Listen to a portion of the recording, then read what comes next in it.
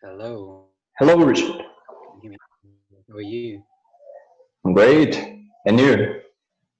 I'm doing well, thank you. So, thanks again for the opportunity to talk to you. The last time we talked was extraordinary, was amazing. And you certainly have a lot to teach and inspire. So, not only in terms of languages, but also as a human being. Thank you very much. You're very kind. Thank you. If you don't mind, I'd like to ask you just a few Sure. questions. Absolutely. So, for the people who don't know you, can you tell us a little bit about yourself? So, my name is Richard, and I'm originally from the United Kingdom. I grew up in an English-speaking family, and I started studying languages when I was very small, very young. I was around 5 or so when I started with French, and I used to play with accents a lot. And I've carried on from there. Really studied lots and lots of languages over many years. I went to university and studied languages there as well, and then I've done many university courses since then. And yeah, I work with languages too. So languages really are a big part of my life. Well, pretty much my life is languages. My main job is languages. We speak many languages at home now. I have a daughter who's 13 years old, and we use 5 languages at home. So languages really are everything about what I do in my day-to-day life. Mhm. And how many languages do you speak at home? It's very difficult to say numbers of languages I speak because people often don't agree on what speaking really means, what fluency is, what is a language. In fact, there are so many questions that make it very difficult to answer that question with a simple number, especially when I've studied over 50 languages, which is clearly quite a lot of languages, or if you want to say even dialects or languages, or however you want to determine what they are. It's a lot, and it therefore makes it very difficult for me to say then how many I then, of those languages I've studied, how many I then speak, because obviously there are changes as well depending on where I am, what I'm doing for work, where I'm traveling or living, or who my friends are at that time, who I have most contact with, because things change in life all the time, you know. So it's very difficult. We use 5 languages at home, and I probably use around 15 to 20 languages in addition to that for work and just for my normal life. And then outside the house, I'd say probably around 10 languages are common. So around 25 I would come into contact with at different levels throughout the year. But yeah, I tend to let people decide if they think I can speak a language. It's a lot of languages because here in my house we only speak Portuguese. I use English maybe all day just because I have students that I have to teach English. So I Yeah. basically use Portuguese and English, but the other language that I've studied and I'm learning, I use only with people that I've met on applications that I can talk, but it's not my routine. My routine, and only speak Portuguese and English. And when I see a guy that speaks only 5 languages in your house, it's amazing. And your daughter speaks all of these languages as well, or just Yeah, exactly. So she speaks 5 languages and has done from when she was a baby. So she doesn't really remember having learnt these languages. She just speaks them and knows them. There are 3 main languages that she has, which are English, Macedonian, and French. And then after that, she has German and Spanish as well, which were languages we just played in for an hour a day when she was a baby. Around 16 months of it old she was when we first started with those 2. The other 3 she's had from birth, and she's very comfortable speaking them. So maybe there's not this opportunity for everybody to have this environment to talk to people in different languages. So you make the environment comes to you. So you create your own reality. And how can we do that in Brazil, for example, with English?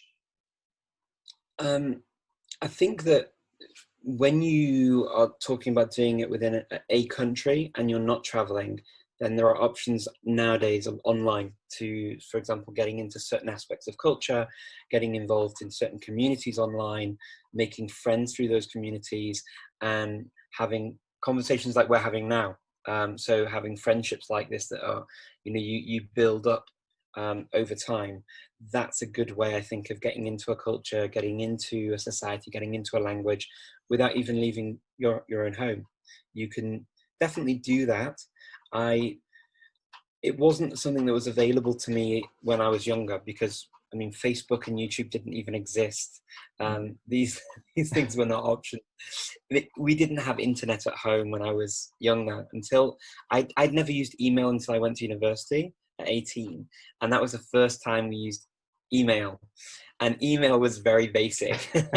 So it's nothing like now. Like you couldn't add an attachment of a file in the same way as you can now very easily. Photos or things. Even cameras. If you added a photo, the photo would be something you'd have to.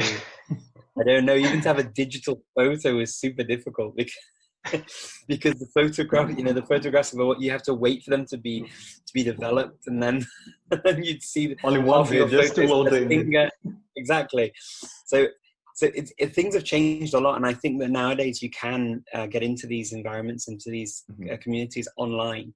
Just to give you an example from my own life, I all of a sudden got this influx of Iranian followers on Instagram, and now I see all this stuff in Persian, and it's actually quite lovely, because I get these messages from people from Iran, and they're all very encouraging, very sweet, and very supportive. But otherwise, I mean, yeah, how do I go? I mean, to get to Iran for me, for example, with a British passport is extremely complicated. It's not easy to get a visa. If I go there, then I have to go and be with somebody the whole time on a guided tour. It's quite complicated. So this is a really nice way to access that kind of environment and that language, that culture, the people, in a virtual way. And I think it works really well. And of course, if you have certain likes in life, maybe you like literature, maybe you like poetry, maybe you like a theatre, maybe you like cartoons, gaming, it could be anything that you like in life. You can often find a community in those countries where you can plug in and talk about them and have that shared interest. And what is the process like? You start learning a new language from scratch right now. What is the process and what is the method that you use to begin to study a new language? That really depends on the language. Depends on what's available. It depends on what's available, unfortunately. So there's no easy answer to this. I would tend to get a book like an Assimil book or a Teach Yourself book or colloquial or some of the course book that I can start working through, just to start off. And I'd probably do a few weeks on my own to learn things like, the basic structures, my name, who I am, how the language basically works, especially if it's a language that's very different to the ones I already speak. The reason I do that is because I think it's a little bit of a shame to try and learn hello, how are you in your first lesson. Because you can do that on your own. You don't need to spend half an hour of a lesson to learn that. That's true. Seriously, I mean, you can learn that from any internet application almost. These are like the basic things that you can just do on your own. So why waste your time in a lesson for the first lesson doing that? And even if you do that in your first lesson, at least you've done it before, so that you're practicing it and not learning it for the first time. So they're the kinds of things I would do in the beginning. Then I like to start using the language and trying to get inventive and hearing the language being spoken, trying to use it myself actively. So I say for Persian, for example, I started learning about a month or so ago. I did a few weeks on my own, and then I started with a Persian speaker maybe about 3 weeks ago. And now I speak a little bit of Persian with him, and I play with the language a little bit, but still I've got a long way to go. I mean, it's only like 7 weeks into the study, and I'm really not very good yet. It will take time. I know quite a lot of words that I didn't know before now, and I know a little bit about how the language works, but still, it's going to take me a while to get into it. And you study every day, or you? Yeah, pretty much. Time? Yeah, pretty much every day. I think it's important to do at least a little bit every day, whether you're actively studying the language, like, you know, actually moving forward with your studies in the sense that you're sitting, really focusing on new structures, new vocabulary, and trying to remember things, and trying to go through and do lots of exercises, or whatever it is you like to do with your language study. It's always quite personal. Um, my personal take is that I don't tend to do exercises and things unless a teacher wants to go through an exercise with me, and then I kind of see the point a little bit more. But doing it on my own, I'm not a huge exercise based person. I tend to just really consider the language and think about it and play with it in my head, and then ask people questions of, does that work? Can you say it this way? Is this okay? And I like to pick things up from context and through just practice and inputs, really, and hearing the language a lot. The only way to hear or read a language a lot is to do it a lot. Unfortunately, there's no magic pill you can take, or Yeah. no way of skipping that. If you don't study, you don't learn. I mean, it's as simple as that. What you put into any activity is what you get out. I mean, if you just hope and pray that you're going to be able to play the piano tomorrow, you don't do anything. Of course, when you wake up the next day without doing That anything, you're still happened. going to be as bad at the piano as before. But Maybe if I'm worse. yeah, exactly. You may even get worse. Who knows? But if you study for, you know, even if you take a week, for example, a week is not a long time. If you go from nothing, from zero, and you say, this time next week, I want to learn how to say my name, where I'm from, my age, maybe where I live, maybe, okay? You want to say those basic things. You're still quite far away from where you knew nothing, aren't you? So you are moving forward. But if you just say that you're going to do that, and then you don't do anything in between, maybe you do one lesson, of course you're not going to remember all of that stuff. Yeah. And if you do, it's because you've probably revised it the day before you knew you were going to test yourself. But that isn't going to stay in your memory, because if you've only done it once or twice and that's it, you're going to forget an awful lot, because we forget so much of what we look at and learn. It takes repetition, a lot of repetition, to get things to stay in your head. And so yeah, I do a little bit every day. So I'll forget a lot of things, but also I'll see new things, and I'll see the same things. And language tends to have a way of repeating the things that are important to know in the beginning. You tend to see over and over again. So I don't worry about not understanding everything, and I don't worry about not retaining all the information straight away. It just takes a lot of time of this input to start understanding the structures and understanding the vocabulary, and then reproducing the vocabulary.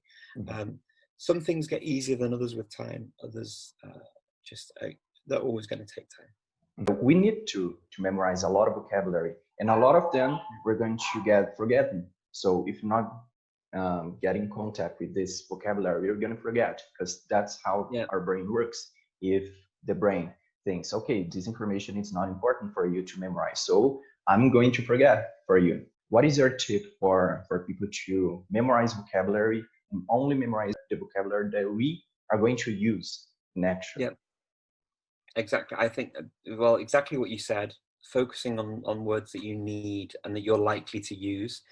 Because if you're not likely to use them, you're not going to get the repetition to be able to retain and really commit the words to memory. If you just focus on like long lists of vocabulary that's not relevant to your life or to your situation or to where you are, it really will just go in one ear and out the other. And it will also be extremely boring and extremely demoralizing and demotivating, because you're basically putting yourself in front of a huge amount of vocabulary that you won't learn, and you'll remember that you didn't learn it. So there's only one thing that you're going to remember if you don't remember the vocabulary. Remember that you didn't learn the vocabulary. That's what you'll remember, okay? Which isn't a good memory to have. And I think there are more positive memories to make. So I think that natural language that you're going to use is the important thing. So that's accepting that you're going to forget language, that's fine. You forget your own language. There are words in Brazilian Portuguese that you have forgotten. I can guarantee that you will not remember. You will have seen it once, but you've forgotten what it means. You've forgotten maybe how it's written, or I don't know. You might remember the beginning of the word, but not the whole word. Yeah. And you can't always remember it, right? And that's your own language. So if that's Yeah. your own language and that happens, what's going to happen with a language that's not your first language? So accepting that is the most important thing, I think, because then when you do that, you take some pressure off yourself. Yeah. And you accept that you're a human being. Then I think that the important thing after that is to start looking at basic vocabulary or repetition of vocabulary, noticing what is interesting to you and noticing what is repeated over and over again, because that's the stuff that you're going to probably need to use. You know, if I keep seeing this você all the time, I can imagine that você is going to be a pretty important word for me in Brazil. Yeah. Or a gente, A and gente. how you a gente sabe. You know, all these things that you use in Brazilian Portuguese that you don't maybe use in European Portuguese, that you use differently in other languages. When I first went to Brazil and I heard someone say a gente sabe, I'd never heard anybody say a gente in that way. For me, it was just people, and I didn't realize it could be used in that way in Brazil. So if you hear it enough, you will start to remember it. If you desperately need to maybe learn vocabulary, and sometimes we do, this is kind of where I would say there is sometimes a need to learn vocabulary. First of all, don't go crazy with it. So that's the important thing. So there's a habit with many students of what they'll do is they'll sit there with a teacher and they'll say, how do you say this? And how do you say that? Oh, and what's this? And oh, and what's that? And they'll end up with a list of words that's like crazy. They're never going to use them. And they're never going to use them, and they're never going to remember them. Yeah. If you need to learn certain words, maybe it's your job, maybe it's the name of, I don't know, the nationality of a sister-in-law or a brother-in-law from another country, because that's important to your life. It may not be the normal word that you learn. Like one of the first words I learned in Chinese was Macedonian, and it's not a normal word that a foreigner would learn in Chinese, because who's talking about Macedonian, right? But because it's part of my life, I actually do use it a lot, because I have to talk about it a lot. If I introduce myself, if I talk about my family here, or, you know, whatever I talk about, the language is one of the languages I speak at home, I need the word.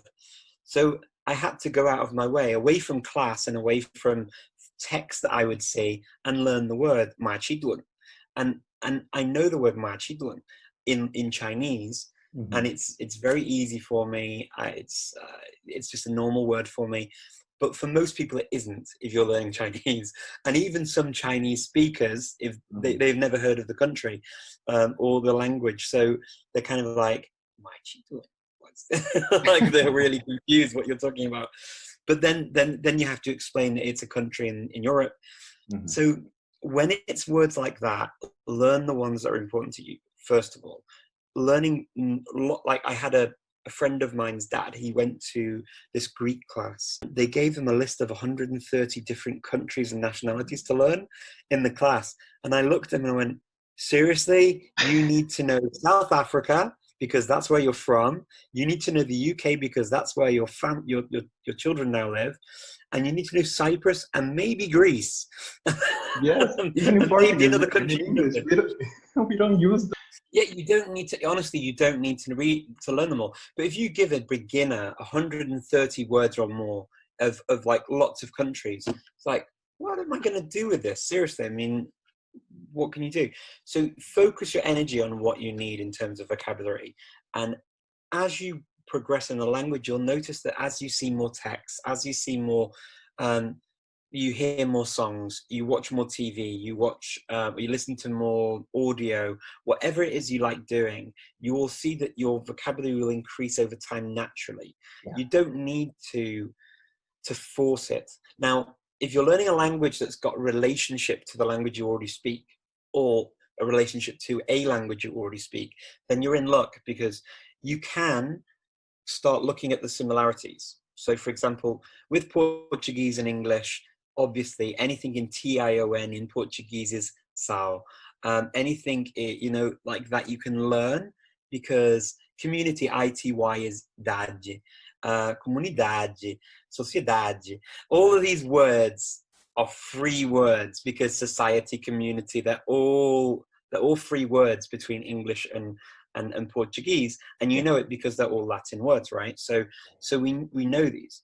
And then the other cool thing is, if you're learning a language that you know already and you're trying to learn a new one, you're going to get, especially from the Latin languages like Portuguese, you're going to get words that we don't tend to use. They're kind of high style in English, but not you know, just common words in Portuguese. So things like, for example, uma coisa primordial. In English, primordial is it's a high-end word in English. It exists, but we don't use it in, for example, the same of, it's of primordial importance. You can say that. It just most native English speakers would look at you and go, right. Right. It's You're primordial. like It sounds beautiful. I mean, it sounds lovely, but it's just de uma importância primordial. It sounds lovely, but you're never going to say it in regular English. You'd say it in maybe a university context, or in a, I don't know, in a very specific context. You'd normally say it's really very important. It's one of the most important things. The word primordial tends to get lost, except for in certain phrases like the primordial soup, you know, the beginnings of creation, where we were all. That's very formal. Yes, exactly. These things you can do. So you can look for similarities in languages, and sometimes those similarities cross linguistic categories or families. So to give you an example from here in the Balkans, we have many Arabic words and Persian words that have come through Turkish into Macedonian and Albanian. And so I've got lots of these free words that I didn't realize I would have in the very beginning. You know, years ago, I didn't realize I would have these free words, and now I do, which is really cool, because it means that I see a text, and all of a sudden a word from this language I've never studied is understandable. This comparison between languages, for example, English and German, all of these languages, even Latin languages, they're all derived from one single language, that is the Indo-European. So they're gonna have these similarities. I think it's important, because English, they have a lot of words that are similar to Portuguese. Thanks again for the opportunity to talk to you. That was amazing. And to finish, maybe you can send a message in Portuguese to my students.